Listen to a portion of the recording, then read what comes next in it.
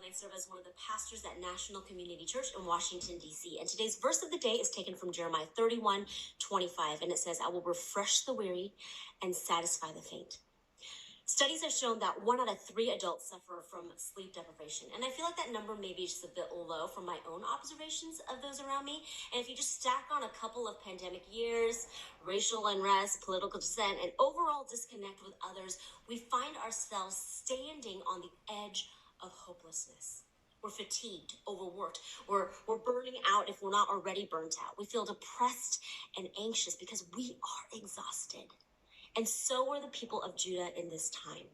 This scripture took place when the land of Judah experienced a failed rebellion and went from being a vassal nation in the Assyrian Empire to captivity in the Babylonian Empire.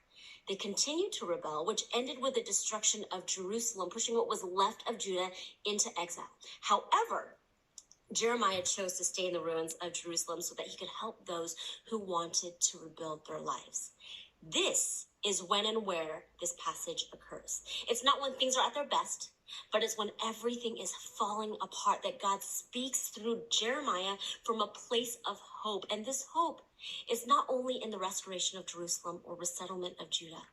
Their hope is in a God who knows of their weariness, their exhaustion, and hopelessness. The ancient God of Judah is the timeless God of today.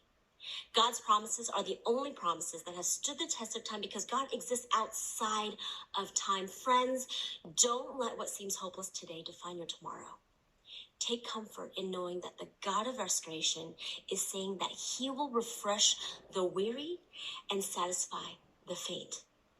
You've got this because God's got you.